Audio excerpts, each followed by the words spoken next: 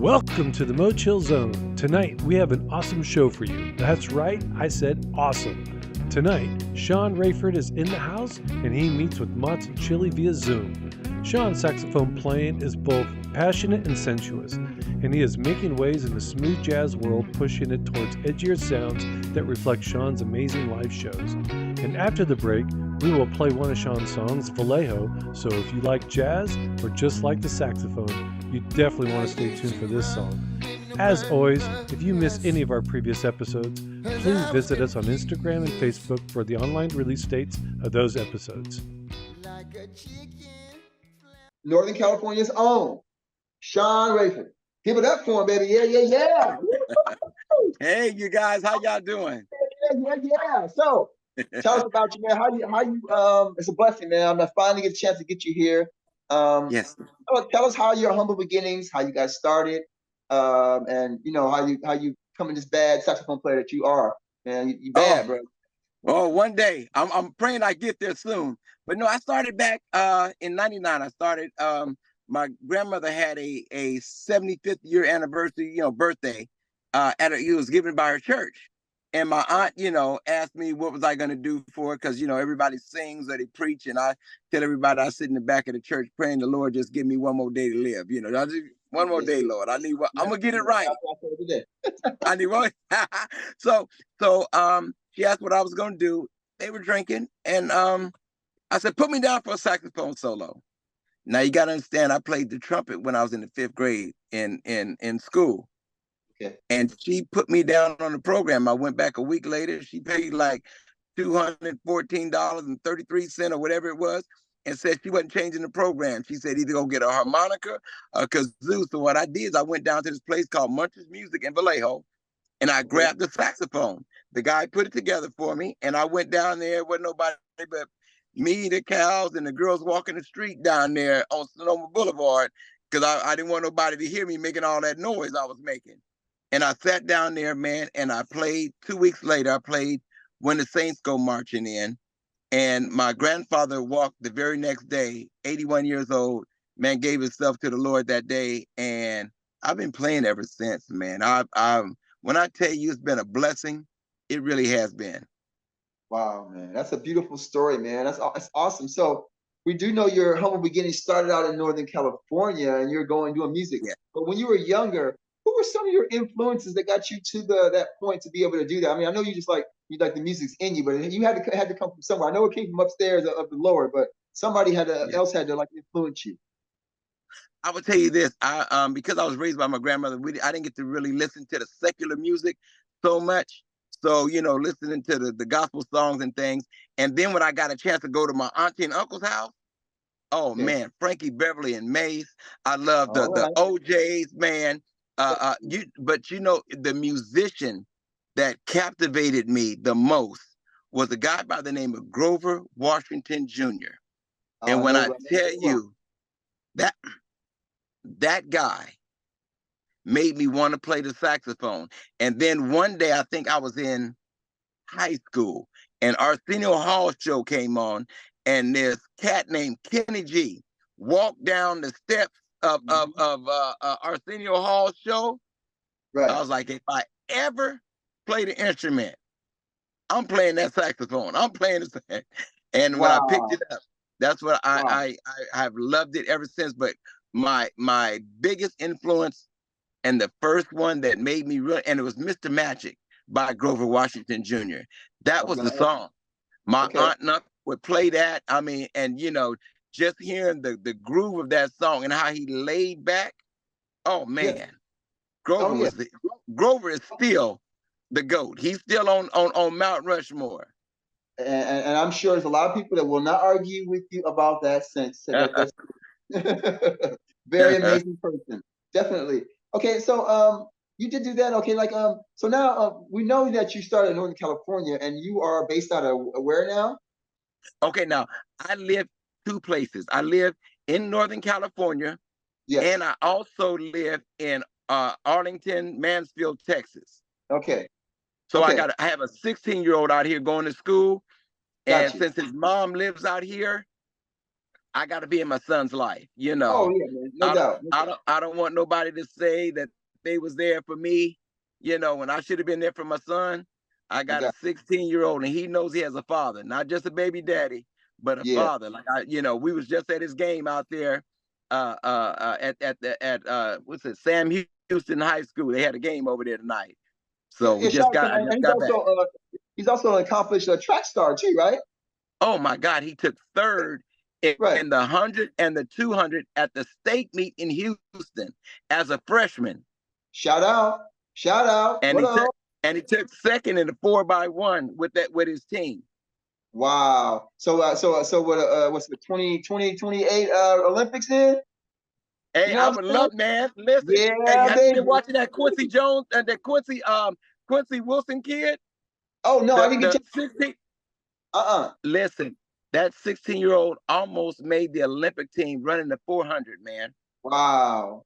Wow, man. I think he got to run in the final heat for the 400. Okay. 16 years old, man.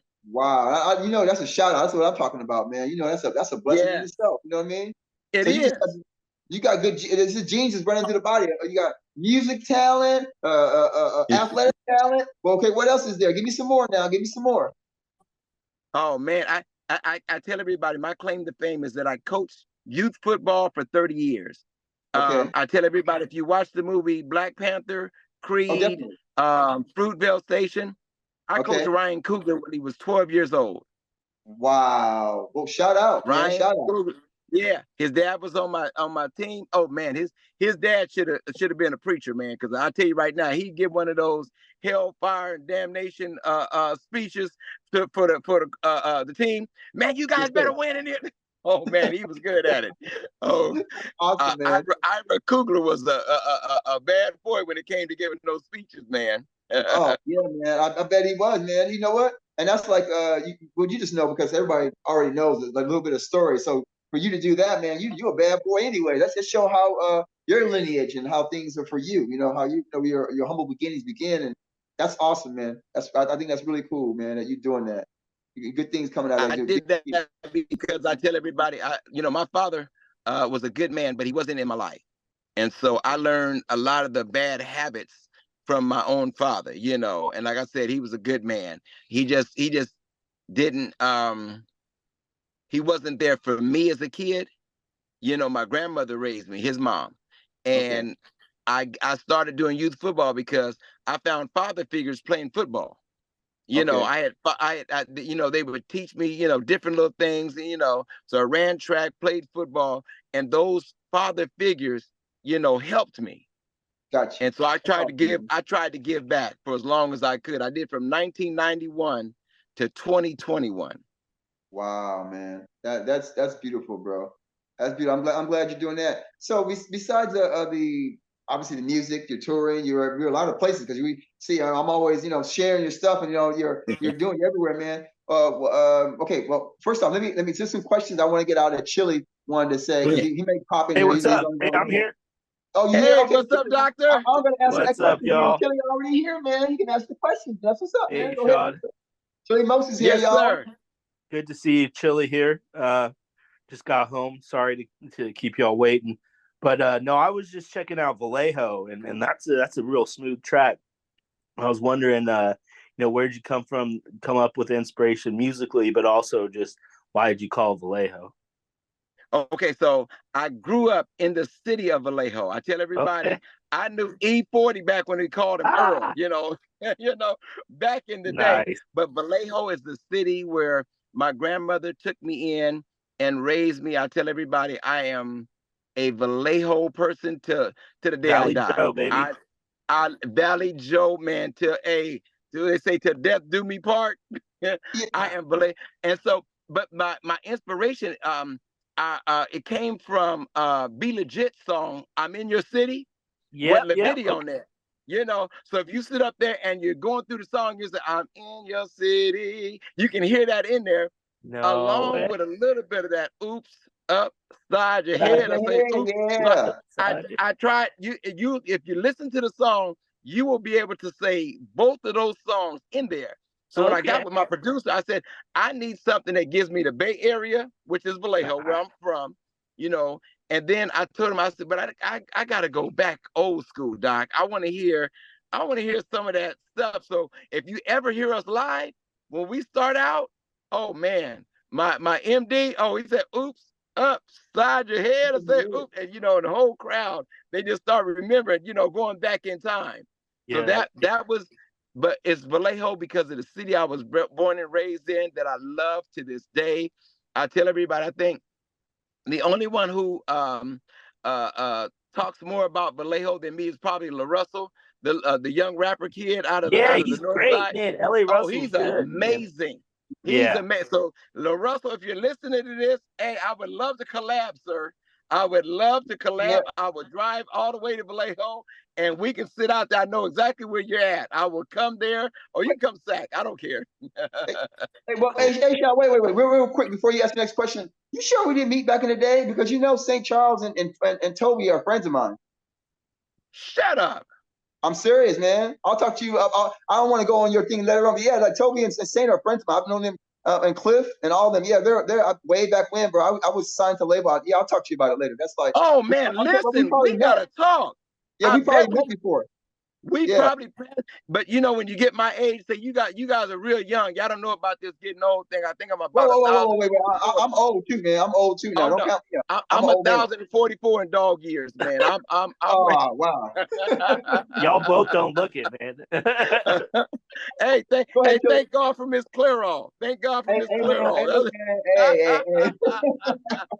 I'm sorry. Go ahead and ask your next question. I didn't want to cut you off there. I just thought wait a minute, man. You sure? Because I was back when he was over there, when they were over there off of Solano County over there, down there, back over there. I used to go over there. I used to go over there during that time. So you know what I mean? I'm way back when. Kim, all that. I know all of them. So yeah, I'll tell you a story off camera.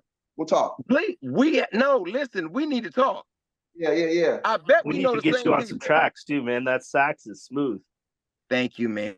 Thank you. But Vallejo is a song, and it's man. And I even had help with writing some of the lyrics on it. A lady by the name of Ashley Jimerson. She's out of Stockton. No, she's in Oakland now.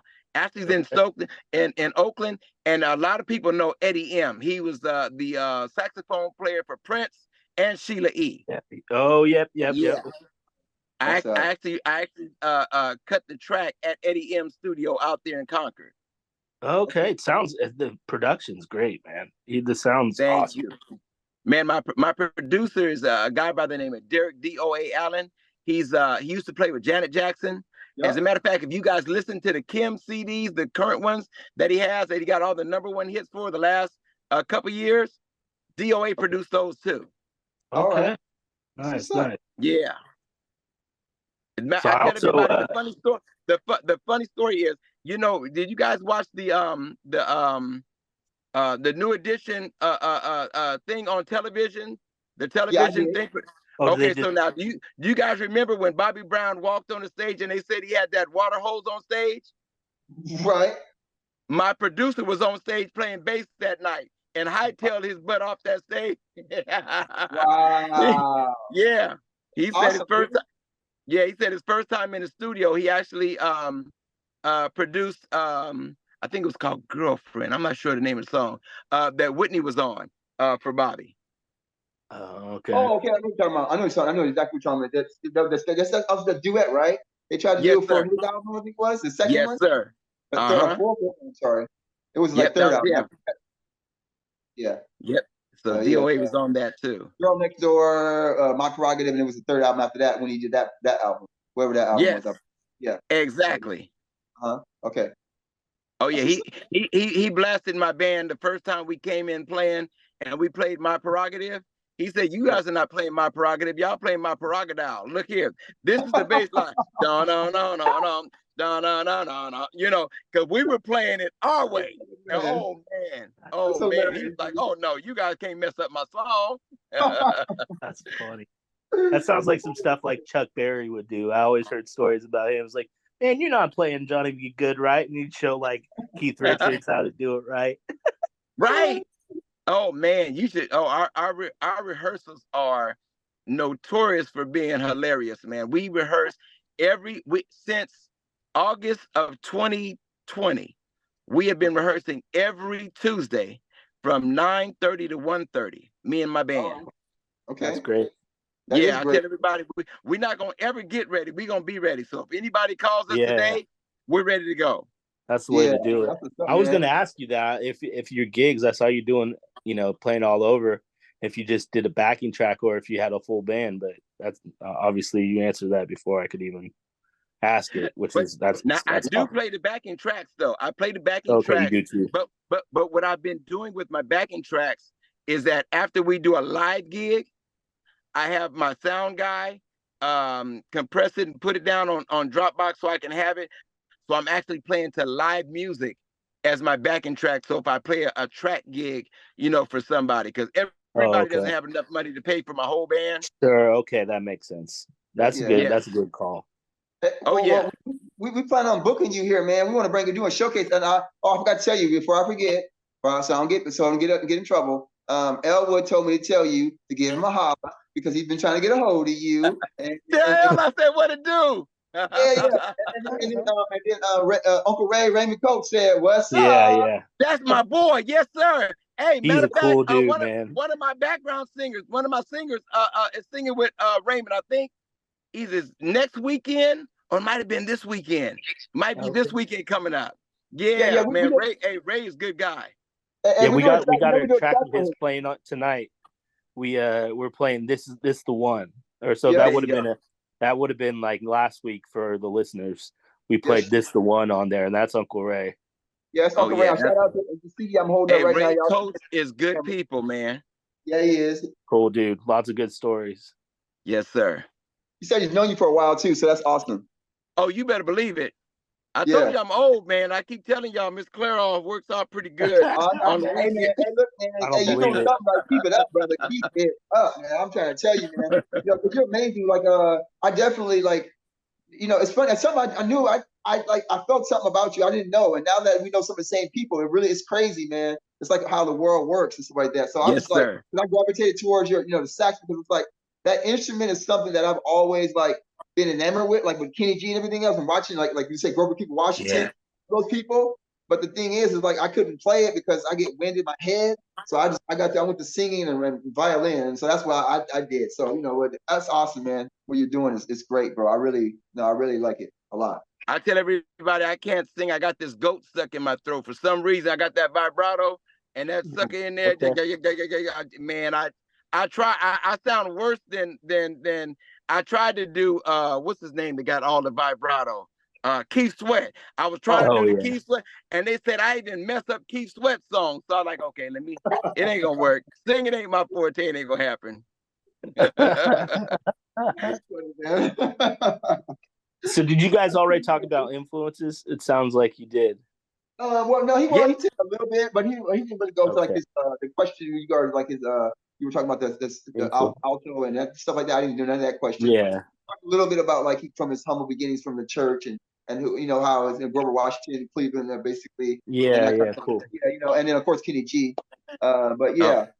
When I saw Kenny G walk down the stage. Go ahead, Doc. No, you go ahead. I was saying, when I saw Kenny G walk down the stairs at the Arsenio Hall show on television, oh, man, who didn't want to play a saxophone at that time? Everybody wanted to play that. That dude walked down there and tore America a new one when he came down them steps playing a silhouette. Man, he killed it. Then turned around and did Songbird. Oh, man, it was something to be, something to watch. You're right. It was like MC Hammer with all those people together. I was like, oh yeah, Hammer did it. The funny part people on stage. Yep, yes, exactly. and you would pick Arsenio Hall of all people. I'm related to him, by the way. Oh, really? Yeah, I'll talk to you about that off camera. So yeah. Okay. Yeah, but yeah. You're teasing him with all these nuggets. And it's off camera. Yeah, no, because the thing is though, because like it's crazy because like him and I like on we talk a lot on online. We just never really talked like that. So it's like, but I always felt a connection to him because like when I first heard him play, and I through Elwood, I'm like, man, that boy bad. And I'm like, it was something about him, you know what I mean? So I always kept posting stuff. He knows that. I mean, I'm not saying that's not true. And I appreciate it every time. I don't do that just. I mean, I do that for everybody, but I really like your stuff, man. You really are good. You know what I'm saying? I'm really like, Thank you, and sir. you play the way you play. So I'm like, man, I'm always enamored by good musicians, people who are talented. So I gravitate towards those people. And so it's something about you, man. And like the fact that you there, I didn't know that. So now I'm like, wow, dang, you know, I might know this dude. I might have met this dude way back in the day. I gotta ask Flip Yeah. and Stink, you know, was he there when I was there this time, or was he there? Right. I was young too myself. So you know, yeah. So yeah, definitely. So I wanted to ask you, just like, I know you just said two great alto players, but I just wanted to, you know, pick your brain on who else you listen to. For me, like, my favorite alto player of all times is the Bird. You know, I always got Yes, I always Charlie got to Parker. ask. Yeah, Yes, ZP. Woo! But you know, and I love Charlie Parker. His stuff, that bebop style for me, and to know that he could sit on any saxophone, you know, because he's on the drugs and everything and all that. So he just played. He would pick up any old. It could be a $50, $10 saxophone. He made it sound like it was a Mark VI, you know. But I tell everybody, to me, I think the GOAT for me is definitely Grover Washington Jr. But to me, my saxophone guy, that if I ever had anybody I could really wish I could collab with, it would be oh my God, Gerald Albright. Okay. Gerald Albright is my guy. Yeah, That my mom likes dude him. does stuff. He does stuff with a saxophone. To me, that's unreal. I mean, the altissimo, how he can just, you know, and he can go from here to here in a matter of seconds. You know, and then he can go bebop. He can do jazz. You know, I tell everybody, I always watch who takes the last solo. So when I go to different places, and whoever takes the last solo to me is probably the best saxophonist on the stage. Always. Yeah. Makes sense. I've never seen it where they got like 4 saxophonists and the best start first, because nobody wants to go behind him. No, exactly. You know, that's like, if I'm going before Gerald. There's no, you're not gonna get me to go before Gerald Albright. It ain't gonna happen, you know. But Gerald Albright is probably one of my most favorite saxophonists. And I tell everybody, and even though he passed, rest in peace, David Sanborn, to me, his soul. It was the soul that David played with soul. I tell everybody, people play saxophones, but anytime you heard David Sanborn, you know it was him. Anytime I hear Grover Washington, I know it's him. Anytime I hear I say Gerald Albright, Grover Washington, and who's I got? I got Gerald, Grover. I'm losing all my people. Oh, David Sanborn. Yeah, and then and my fourth one on Mount Rushmore, and everybody, Chris, is Kenny G.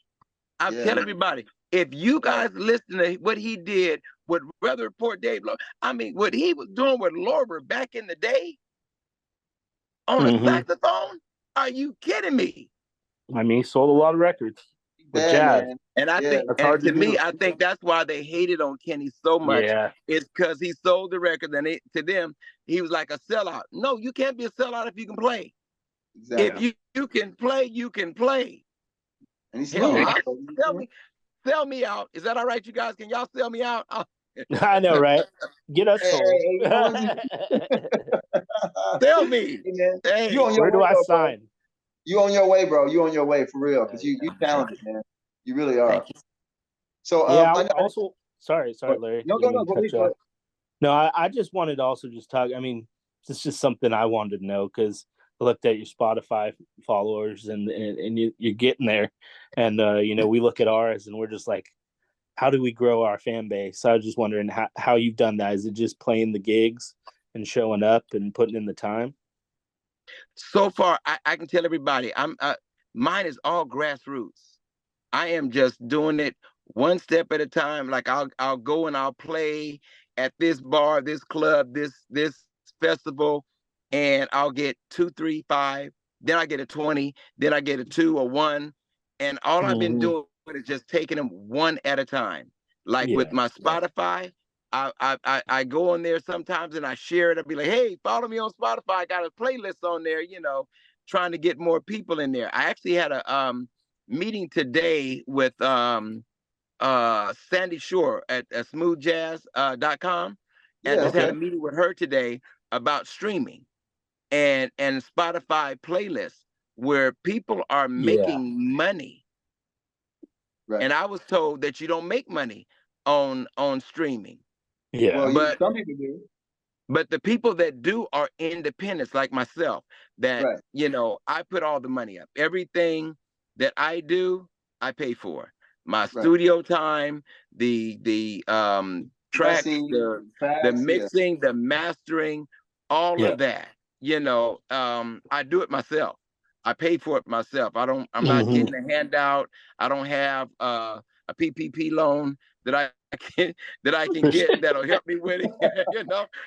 I'm looking though, you guys. Listen, if anybody out there knows how I can get a PPP loan to pay for my next CD project, y'all There's a call public me, service out there. Hey, okay? speaking on, yes, we got you. Go ahead. But no, my streaming on my Spotify, I've been doing just organically, Grassroots. just Getting me. out I got there. I And got a I got a beautiful team of people that help me, and have been helping me.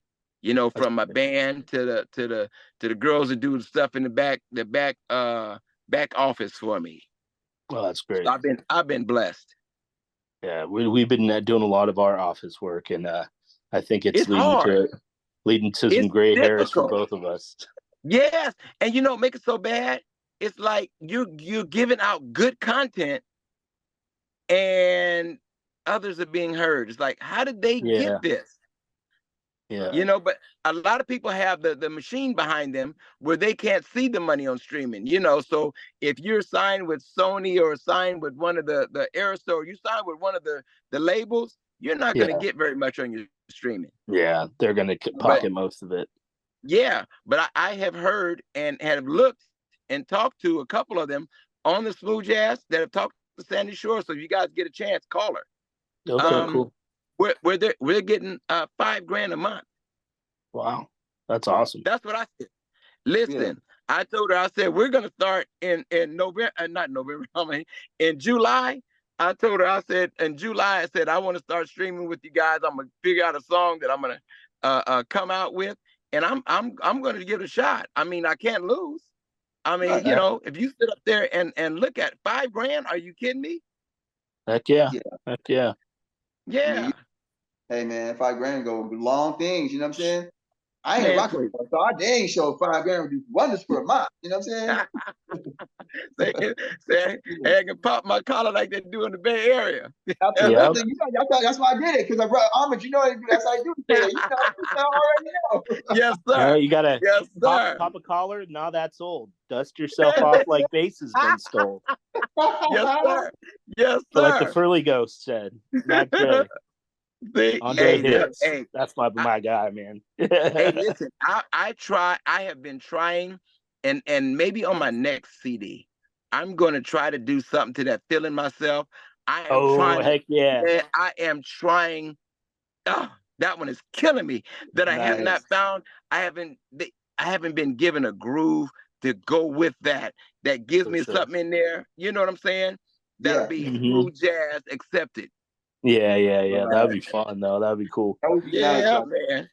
Speaking of cool tunes you're covering, have you heard this guy do the Silk Sonic song? That shit's sorry, that stuff is clean. Which one? Hey, look, you my sponsor now. We The ain't got Leave the 10 Door though. Open.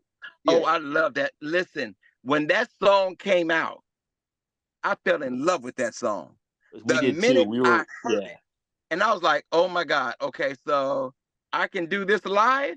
Oh yeah. man! And then in my live that we're gonna do, because I haven't put my second CD, the next step out, but I'm gonna release the next step. I'm gonna do 2 dates. My CD release, I'm gonna release on the 17th in Pittsburgh, California, and then the Okay. 18th of January, it's gonna be in January. January 17th in Pittsburgh, California, and January 18th we're gonna be in Dallas, Texas. So Cool. I'm gonna do 2 days because I live in California and in Texas, So Cool. I'm gonna do it with both of those two cities. And we do a leave the door open spot in there with a Right. special moment where my drummer, his name is John Frazier. Man, wait till you guys hear his voice. Lays it That out, huh? voice, oh my God. Nice. We're gonna give you a moment in my set where y'all gonna get a chance to hear this dude. Oh, he's incredible. That's What's up, great. man? Incredible. I look forward to it. We might come down and film that then. To make sure I get the date, so we come down and film that and be there for that. Yes. That's kind of Yes, cool. please. You know what I'm saying? We'll film that, and yeah, definitely. That's Because always playing. Stay tuned for Shawn's song Vallejo and the rest of his interview with Mozz and Chili after the break.